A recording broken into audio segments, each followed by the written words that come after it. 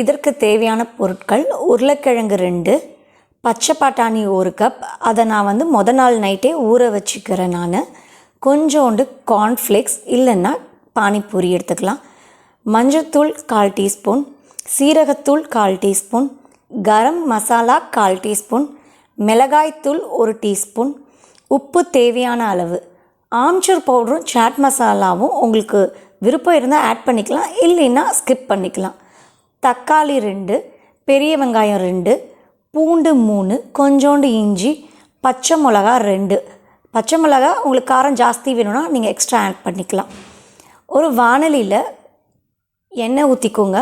அதில் பூண்டு, இஞ்சி, வெங்காயம், பச்சை மிளகா ஃபஸ்ட்டு இது எல்லாத்தையும் வதக்கிடுங்க.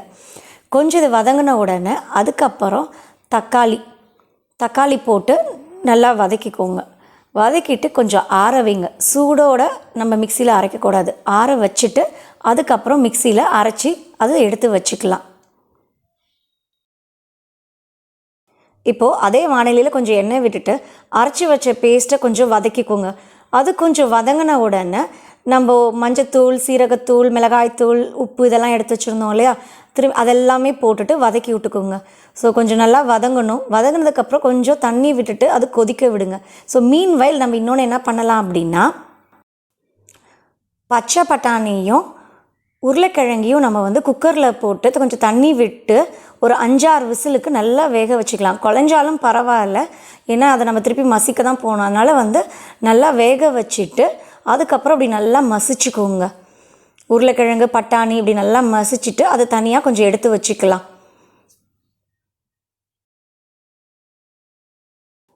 இப்போது அந்த பேஸ்ட் இப்படி தண்ணி நம்ம ஊற்றிருந்தோம், அது கொதிக்க வரும்போது இப்போது உருளைக்கிழங்கு அந்த பட்டாணி மிக்சரை இதில் வாணலியில் போட்டுடலாம். போட்டுட்டு நல்லா வதக்குங்க. இந்த கன்சிஸ்டன்சி வரும்போது நம்ம ஸ்விட்ச் ஆஃப் பண்ணிக்கணும். இன்னும் கொஞ்சம் உங்களுக்கு லிக்விடாக வேணும்னா தண்ணி விட்டுக்கோங்க. இப்போது ஒரு பிளேட்டில் இந்த கார்ன்ஃப்ளேக்ஸ் இல்லைன்னா பானிபூரி, அதை நல்லா பானிபூரினா உடச்சி விட்டுக்கோங்க. கார்ன்ஃப்ளேக்ஸ் நம்ம இப்படியே போட்டுக்கலாம். அதில் மசிச்சு வச்சுருந்த உருளைக்கிழங்கு, பட்டாணி அது மேலே போட்டுட்டு வெங்காயம், கொத்தமல்லியை நல்லா சாப் பண்ணிக்கிட்டு அது மேலே போட்டுக்கலாம். வேணும்னா இந்த சேவ் இருக்குள்ள ஓமப்பொடி மாதிரி அதை தூவி விட்டுக்கலாம். நம்ம சாட் மசாலா, ஆம்ச்சூர் பவுடர் போடலை அப்படிங்கும்போது லெமன் இந்த மாதிரி ஸ்க்வீஸ் பண்ணிவிட்டு சாப்பிட்டோன்னா நம்ம மசாலா சுண்டல் ரெடி.